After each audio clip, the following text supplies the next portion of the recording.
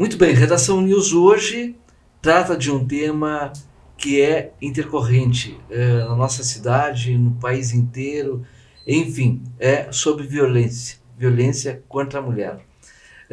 Estamos no mês de agosto, né, lilás, já no seu final.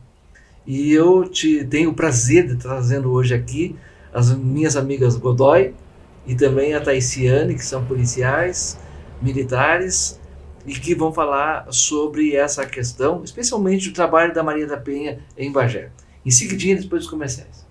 Ninguém está preparado para o luto, por isso a importância da funerária Padre Germano na sua vida. Avenida General Mallet, número 98, fone 3242-3000. Roseli Cabeleireira, 40 anos de beleza e excelência. Venha fazer parte desta história. Avenida 7 de Setembro, 1062, Sala 6, 3242-9625. Já voltando depois dos comerciais, hoje eu tenho a presença aqui da soldado Larissa de Godoy Garcia, também a soldado Taiciane Silva Botazelli, é isso? Isso. Que estão participando do nosso Redação News, que fala sobre essa questão da violência contra a mulher. A gente vai abordar geral, né? Porque a minha preocupação é saber com vocês sobre violência patrimonial, violência moral, física, né? Enfim. Vamos abordar todos os aspectos.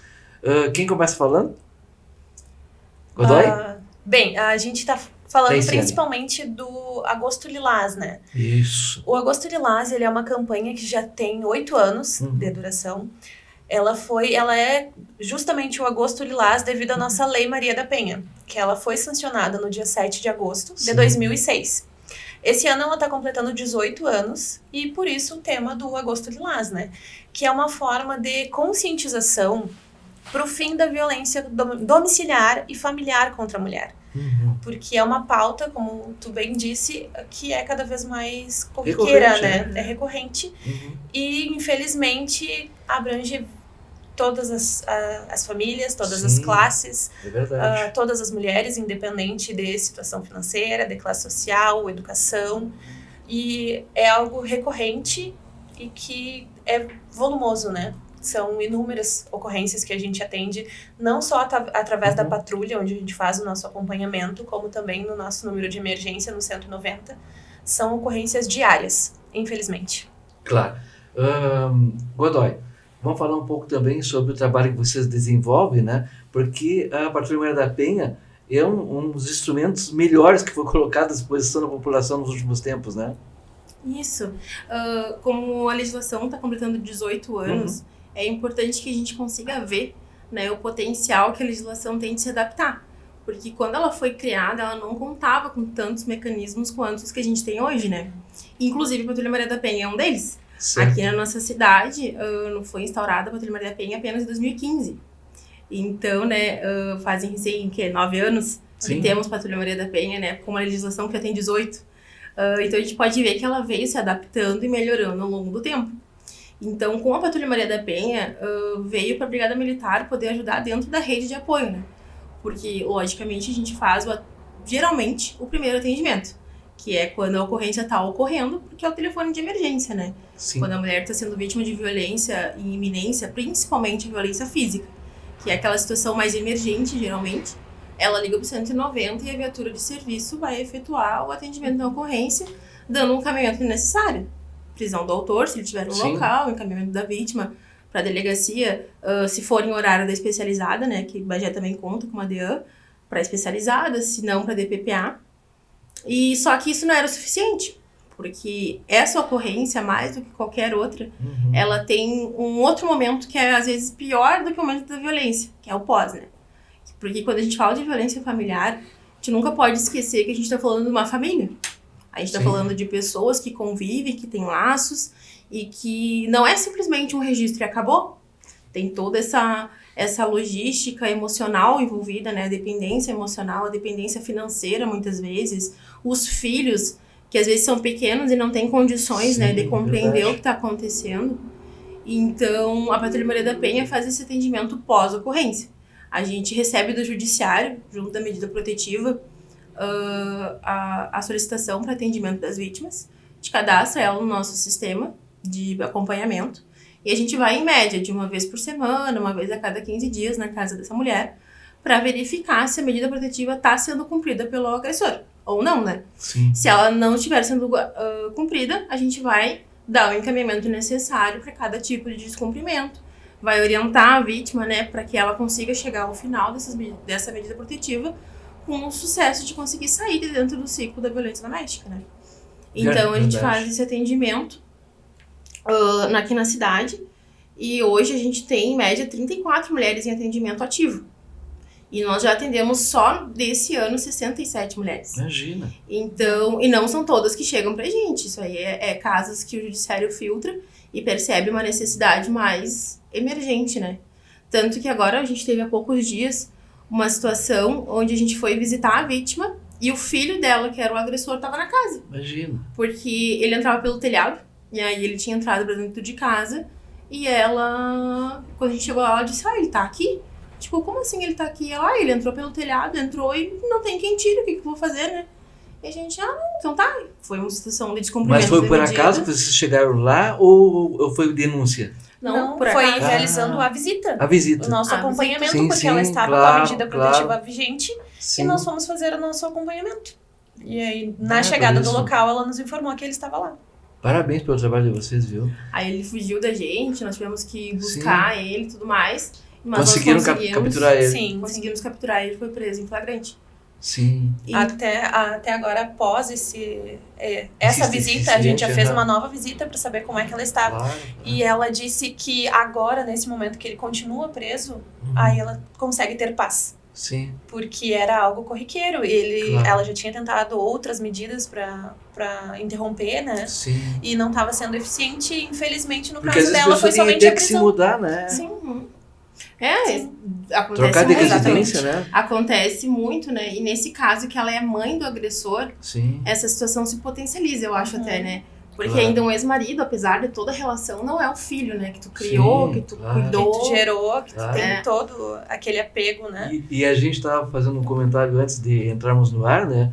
Inclusive, às vezes, até os pais são agredidos, né? Sim, Até vocês sim, fizeram um com relato certeza. para mim aqui, que eu acho que é interessante vocês fazer essa narrativa também.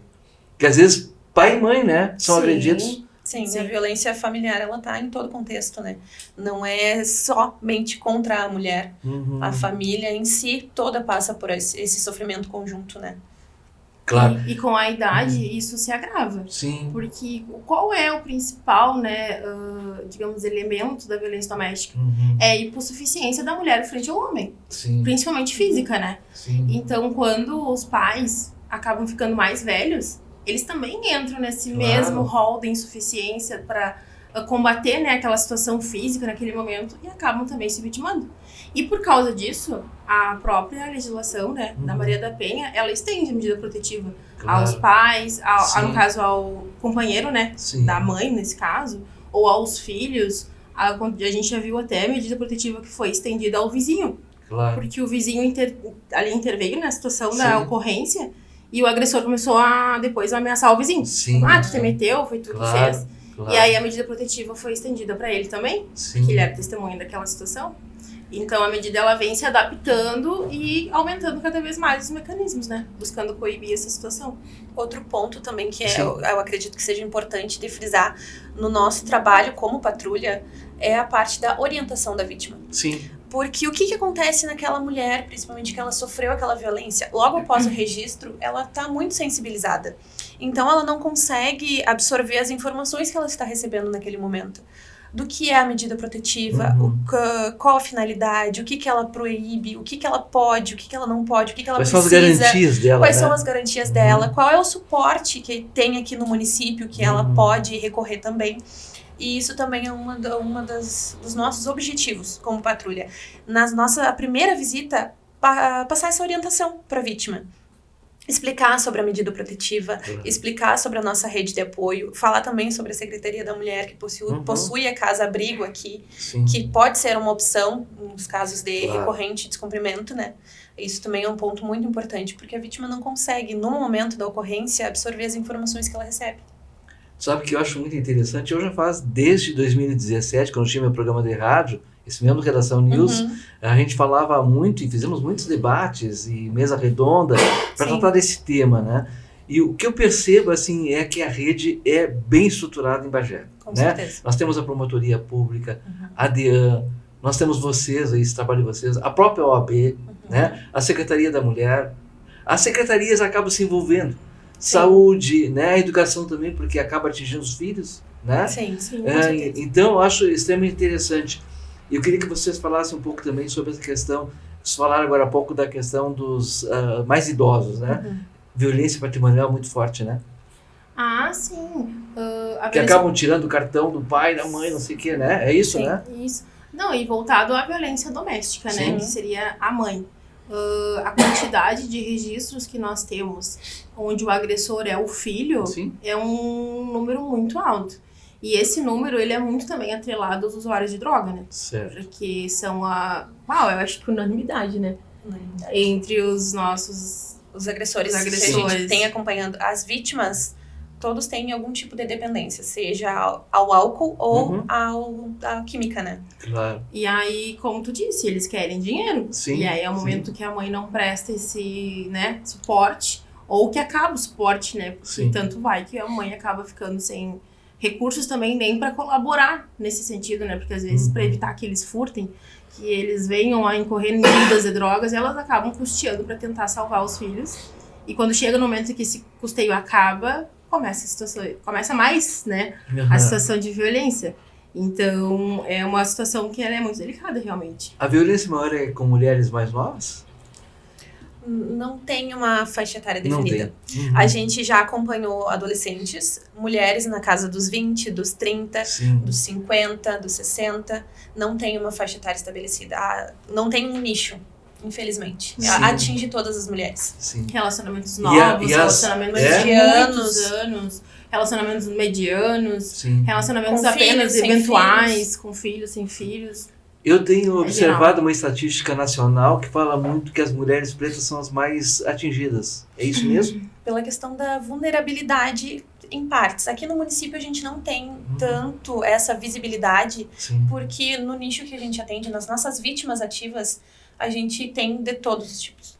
Todas as raças. Não tem uma predominância. Não tem uma predominância. Dentro da nossa região. Acho que também, de repente, pelo próprio Rio Grande do Sul, não ser tão predominante o pessoal, né, de pele negra. Sim. Então, eu acho que isso também tem influência dentro dos nossos índices a nível de Bagé, né? Que a gente tem uma colonização mais branca e parda do que necessariamente negra, né? Mas dentro da vulnerabilidade social geral, eu acredito que com certeza elas sejam... As mulheres pobres são muito atingidas, né? Sim. São, com certeza. A vulnerabilidade social é bem mais proeminente do que a racial. Nesse caso. Sim. A vulnerabilidade social é a que a gente mais... É os casos que a gente mais atende. Tu sabe que uma coisa que a gente até falou antes de iniciar o programa, questão também da cabeça, atingir a questão mental, né? As pessoas, além da questão social, né? Da linha da pobreza, às vezes até abaixo da linha da pobreza, né? Também tem essa questão de ficarem vulneráveis mentalmente, né? Sim. Com certeza. Até bem como a Godoy colocou, né? A própria Lei Maria da Penha, ela foi se atualizando. Sim, sim. E dentro dessas atualizações entrou também a violência psicológica, que ela foi incluída na Lei Maria da Penha em 2018. Certo. Então, 12 anos após a criação, a gente já percebe que a violência psicológica ela já está sendo mais... como é que eu posso dizer? Evidente. Mais evidente do que era tido antigamente. Porque qual era a visão que se tinha logo que se criou a lei? Que violência seria somente a física. Certo.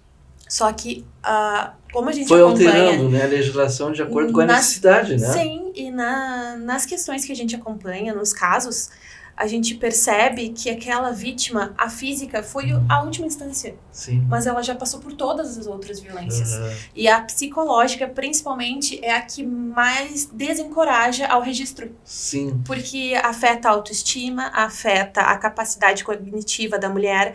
Ela entende que todo aquele ciclo de violência é devido a um comportamento dela, a uma falta de postura dela, e que a gente observa esses traços na violência psicológica, que é incutido no entendimento da mulher, que é por causa disso. que ela sofreu aquele tapa, aquele empurrão, aquele puxão de cabelo, mas não. Agora a gente entende que isso também é violência.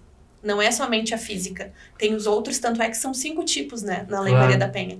Importante tu falar sobre isso, ou vocês falarem sobre isso. Quais os 5 tipos? Tem a violência física, moral, patrimonial, sexual e a psicológica. E a psicológica, sim. Esses são os 5 tipos que hoje, né, dessa forma mais geral, conseguem abraçar melhor os tipos de violência, né? Porque às vezes a violência psicológica, ela se configura naquela mulher que perde convívio social, que perde o emprego, que perde o contato com a família, que os filhos sofrem juntos em ver a mãe naquela situação, né? É aquela mulher que ela vive a violência só de um olhar. Claro. Bastou o companheiro olhar, ela já sabe, né, que ela precisa se reduzir a alguma situação. E isso vinha se acentuando cada vez mais. E com o decorrer, né, de uma legislação, os homens eles também ficam espertos. Aí eles sabem assim, se eu bater, eu vou ser preso. Se eu falar, eu vou ser preso. Mas e se eu convencer ela que ela tá errada? Sim. Aí não, qual é o meu crime, né? O que eu tô fazendo? Sim. Aí vem aquela máxima, né? Mas eu nunca te bati. Mas E eles negam, né? Eles negam, né? De uma forma bem veemente, né? Sim. E conseguem fazer o convencimento, né? Tanto é verdade que muitas vezes elas acabam retirando a queixa, né? Sim. Que eu acho que é um dos maiores problemas que vocês enfrentam, né? Que quando tem essas reincidências, é que as pessoas acabam retirando. E é para isso que nós temos a rede de apoio. Toda a rede de apoio, ela busca exatamente isso. A redução, né, dos índices de reincidência. E tu sabe que ao longo dos anos, né, eu faço 3 anos que eu tô na patrulha, e a Taiciane veio comigo a partir desse ano, né, já faz 6 meses. E eu acho que ela também já conseguiu perceber que quando a gente faz, às vezes, a primeira visita, a vítima relata. Porque ele passa aqui, ele passa na frente do meu trabalho, ele vai aqui, ele vai lá. Bastou a viatura começar a circular na região dela, e de vez em quando, que ele não consegue, né, perceber o horário que a gente vai ir, porque eles não têm como saber. Claro. Então, eles se retiram. Porque alguém vai dizer pra eles, olha só, eu vi que tem uma viatura que tá vindo aqui. Aí ele fica, opa, ela não tá sozinha. Sim. Então, esse aspecto psicológico da vítima não se sentir tão sozinha e do agressor perceber que ela não tá sozinha é o que faz com que o índice de reincidência diminua. Claro. Bastante. E tu sabe que outra coisa é que com um contato maior com a rede de segurança, né? Porque bem ou mal sai daquela situação assim, só quando eu tô no horror ali que eu tenho acesso. Aí a gente vai ali, conversa com elas, os filhos delas acabam fazendo amizade com a gente. Sim. Aí a gente chega lá, eles entram na viatura, a gente conversa. E tem um voto de confiança, né? Sim, um voto de confiança. E aí elas também distribuem essa rede. Sim. Eu já fui em ocorrência onde uma mulher foi procurar asilo na casa de outra que tinha sido vítima acompanhada por mim. E aí quando eu cheguei lá, ela, viu, eu não te falei que a Godoy ia vir aqui. Por acaso era eu, né? Aí eu expliquei pra ela, calma, não promete assim, porque não sou sempre eu. Mas alguém da brigada vai vir. Então ela disse, não, eu já expliquei tudo pra ela, que agora tu vai vir visitar ela e não sei o quê.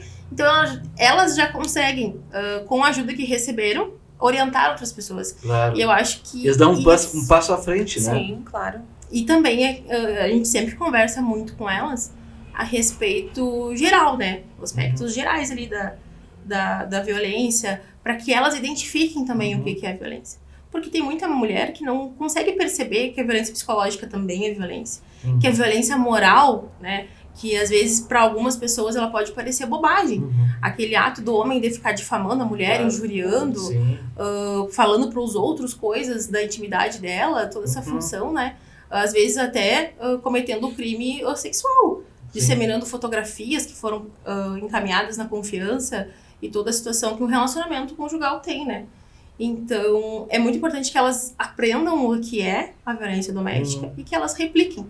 E isso eu percebo que acontece muito, que uma mulher depois de passar por toda a situação e conseguir sair, ela parece que fica com aquela situação de mostrar para as outras também que também é possível, sabe? E tirar também essa sensação de insegurança, né? Que está sozinha, que só acontece com ela, que as outras não passam por isso. E às vezes, como nesse caso, a própria vizinha já tinha vivenciado tudo aquilo que aquela vizinha estava passando. Isso, né? Sim. Outro objetivo também que a gente faz é as palestras da patrulha sobre violência doméstica. Eu quero falar com você sobre isso depois dos comerciais, pode ser? Ninguém está preparado para o luto. É importante ter alguém que dê todo o suporte necessário para poder amenizar a dor da perda. A Funerária Padre Germano está há 45 anos fazendo esse trabalho de humanização, empatia e dedicação no atendimento às famílias 24 horas. Oferecemos serviço de tanatopraxia, maquiagem, higienização, cremação e traslados. Funerária Padre Germano, na General Malé, 98. Telefones 3242-3000 e 53 999 29 8520.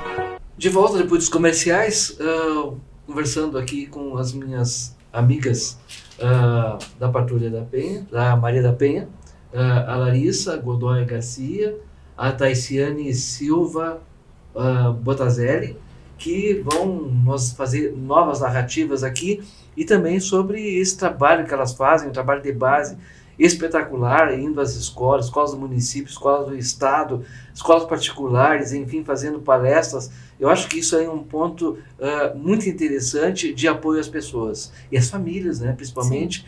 E eu acho que aí atinge as crianças, viu? Que eu acho que tem que trabalhar é a família através das crianças.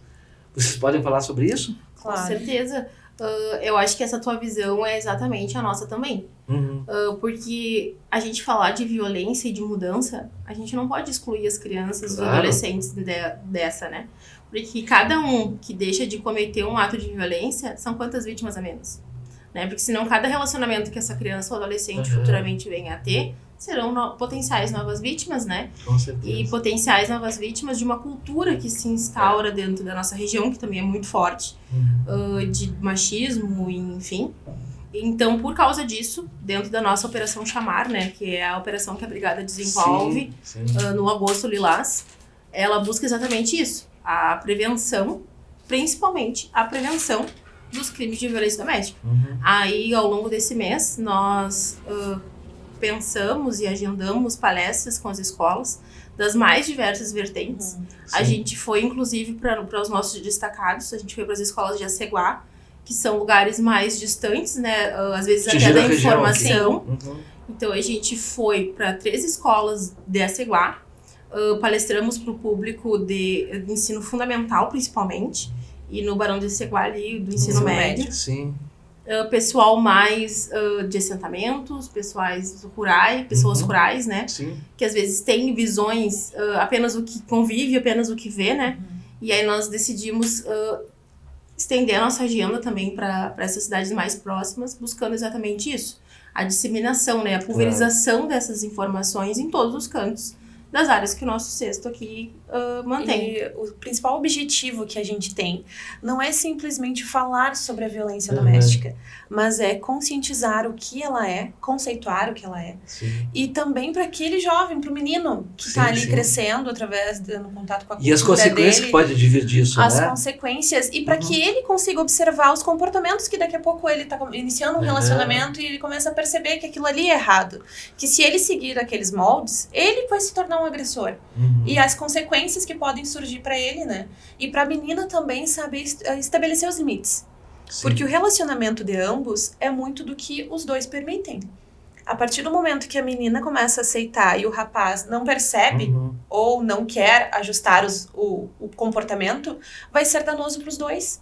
Vai trazer malefícios e consequências, como a gente bem expõe. Claro. E o mau exemplo é o causador disso, né? Porque a gente tem vários aspectos. A gente falou aqui da questão da droga, da questão do álcool, né? Mas os maus exemplos em casa também, né? São consequência para um futuro agressor, né? Claro. Os meninos são ensinados às vezes, né? Que ele resolve tudo na força. E o machismo, né?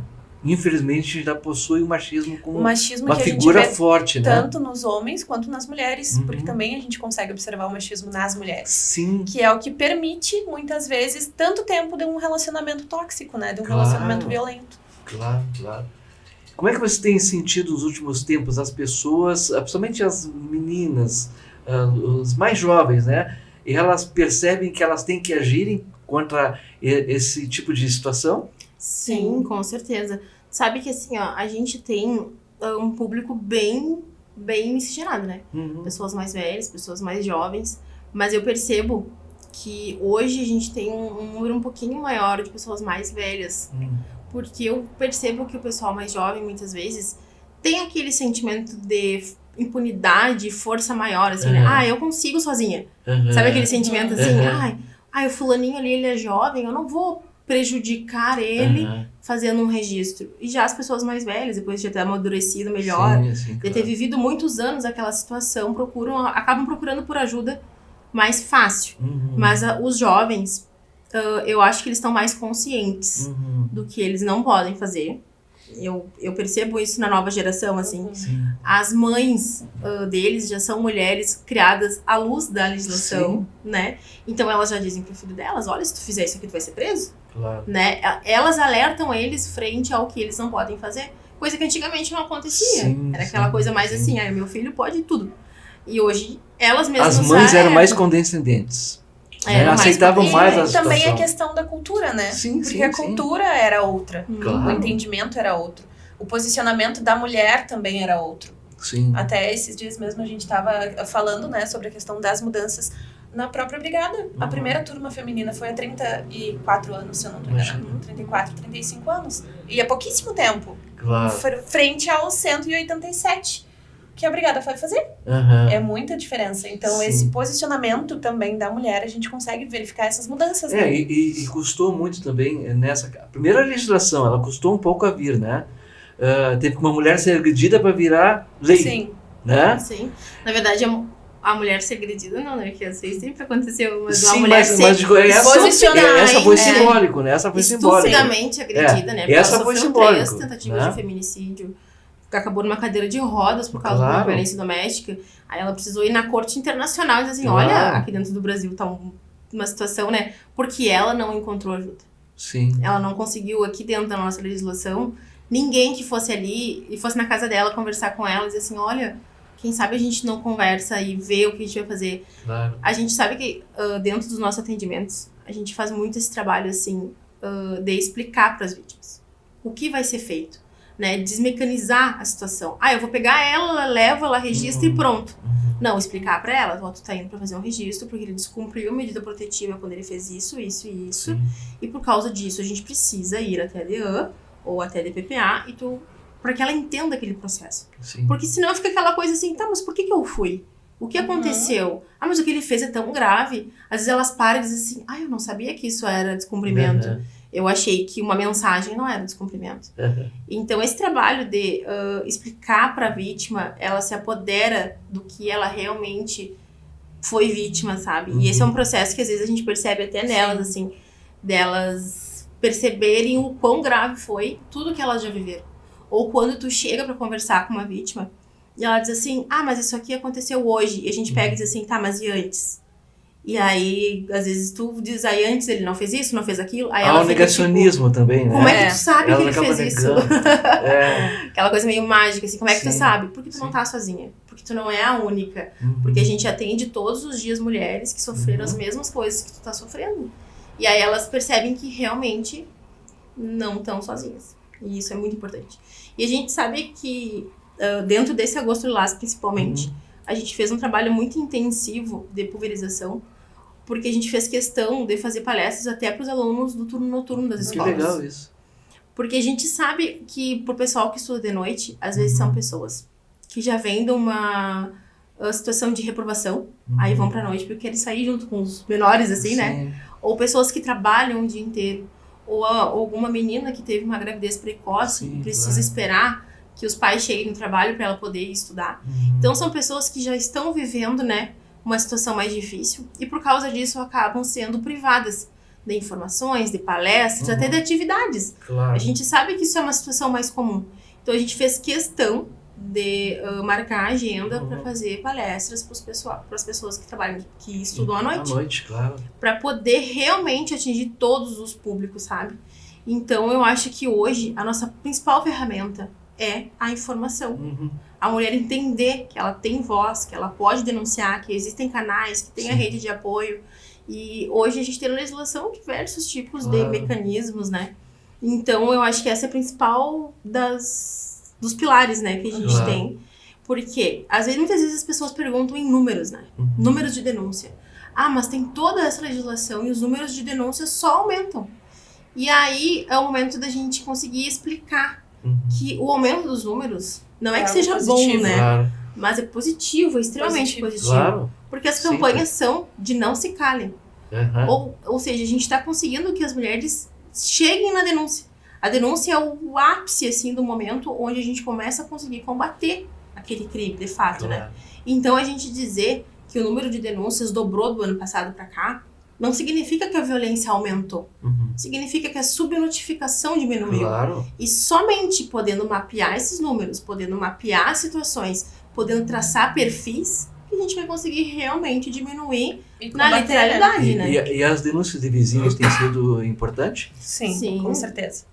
Aquela velha história de que não se mete a colher já está bem ultrapassada, porque muitas vezes aquela mulher, ela se sente sozinha, ela se sente com vergonha, ela se sente, por N motivos, presa naquele relacionamento e sem suporte. Às vezes, o que ela precisa é um primeiro atendimento, aquele primeiro contato para efetuar o registro, para ela conseguir romper aquele ciclo de violência. E os vizinhos, muitas vezes, até porque é muito importante. E outra coisa que é de suma importância é que a denúncia é anônima. Ninguém vai saber que foi o vizinho da esquerda, que foi o vizinho da frente, da direita que denunciou. Vocês têm a opção de fazer a denúncia anônima e ajudar também, né? 2 aspectos importantes aqui que eu anotei. Estupros, né? E também a questão do feminicídio. Vocês podem falar sobre isso? Sim, claro. Infelizmente, né? Antigamente até a legislação tinha dentro ali dos deveres do casamento a atividade sexual, né? E por causa disso foi se criada a cultura do dever, né?